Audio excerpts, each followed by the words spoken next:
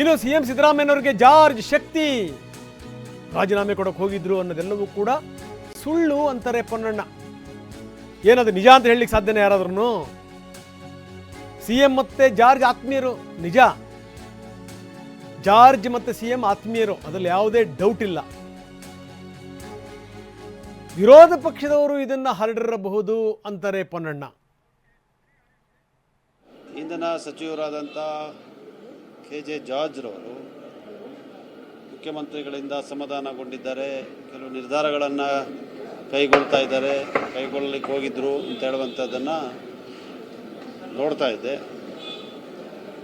ಯಾವ ಕಾರಣಕ್ಕೂ ಕೂಡ ಇದು ಸತ್ಯದ ವಿಚಾರ ಅಲ್ಲ.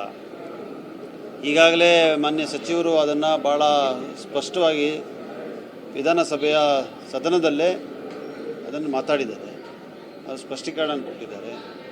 ನನ್ನ ತಿಳುವಳಿಕೆ ಪ್ರಕಾರ ಇಂಧನ ಸಚಿವರು ಮಾನ್ಯ ಜಾರ್ಜ್ ರವರು ಮತ್ತು ಮುಖ್ಯಮಂತ್ರಿಗಳು ಭಾಳ ನಿಕಟವಾದಂಥ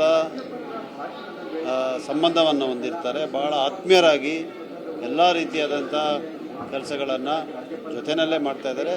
ಮಾನ್ಯ ಮುಖ್ಯಮಂತ್ರಿಗಳಿಗೆ ಒಂದು ದೊಡ್ಡ ಶಕ್ತಿ KJ ಜಾರ್ಜ್ ಅವರು. ಅದರಿಂದ ಆ ರೀತಿಯಾದಂಥ ಮಾಹಿತಿ, ಆ ರೀತಿಯಾದಂಥ ಸುದ್ದಿ ಏನಿದೆ ಅದು ಸತ್ಯದಿಂದ ದೂರವಾದಂಥದ್ದು.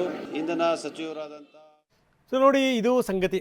ಅಂದರೆ ಎಲ್ಲಿಂದ ಎಲ್ಲಿ ತನಕ ಬಂದು ನಿಂತಿದೆ ಅಂತ ಈಗ ಪೊನ್ನಣ್ಣ ಹೇಳ್ತಾರೆ. ಏನು ಅಂದರೆ ಸಿಎಂ ಸಿದ್ದರಾಮಯ್ಯನವರಿಗೆ KJ ಜಾರ್ಜ್ ಶಕ್ತಿ ಇದ್ದಂಗೆ ರಾಜೀನಾಮೆ ಕೊಡೋಕೆ ಹೋಗಿದ್ರು ಅನ್ನುವಂಥದ್ದು ಶುದ್ಧ ಸುಳ್ಳು ಅನ್ನುವಂಥದ್ದು ಕಾನೂನು ಸಲಹೆಗಾರ ಪೊನ್ನಣ್ಣ ಅವರ ಹೇಳಿಕೆ. ನಿಜ, ಸಿಎಂ ಮತ್ತು ಜಾರ್ಜ್ ಇಬ್ಬರು ಕೂಡ ಆತ್ಮೀಯರೇ. ಜಾರ್ಜ್ ಎಂದೂ ಕೂಡ ಸಿದ್ದರಾಮಯ್ಯನವ್ರನ್ನ ಬಿಟ್ಟುಕೊಟ್ಟಿಲ್ಲ. ಯಾವುದೇ ಸಂದರ್ಭದಲ್ಲಿ ಸಿದ್ದರಾಮಯ್ಯನವರ ಪರವಾಗಿ ನಿಂತಿರುವಂಥವ್ರು, ಈಗಲೂ ಕೂಡ ಪರವಾಗಿ ಬ್ಯಾಟಿಂಗ್ ಮಾಡ್ತಿರುವಂಥವ್ರು. ಆದರೆ ಜಾರ್ಜ್ ಅವರ ಖಾತೆಯಲ್ಲೇ ಸಿಎಂ ಅವರ ಪುತ್ರ ಕೈಯಾಡಿಸ್ಬಿಟ್ರೆ, ಯಾರ್ಯಾರ ಮೇಲೋ ಕ್ರಮ ಜರುಗಿಸೋಕೆ ಹೋಗ್ಬಿಟ್ರೆ, ಜಾರ್ಜ್ ಗಮನಕ್ಕೆ ಬರದನೇ ಜಾರ್ಜ್ ಹೇಗೆ ಸುಮ್ಮನೆ ಇರ್ತಾರೆ? ಹಾಗಾಗಿ ಜಾರ್ಜ್ ತುಂಬ ಸ್ಪಷ್ಟವಾಗಿ ಹೇಳಿದ್ದಾರೆ. ಜಾರ್ಜ್ ಏನು ಅಂದರೆ ನಂಬಿಕಸ್ಥ ನಾಯಕ. ಸಿದ್ದರಾಮಯ್ಯನವರಿಗೆ ಅವ್ರ ಬಗ್ಗೆ ಅವರಿಗೆ ಅಪಾರವಾದಂಥ ಗೌರವ ಇದೆ, ಎಂದು ಕೂಡ ಅವ್ರನ್ನ ಬಿಟ್ಕೊಟ್ಟಿಲ್ಲ. ಗಮನಿಸಬೇಕು ಈ ಸಂಗತಿನ.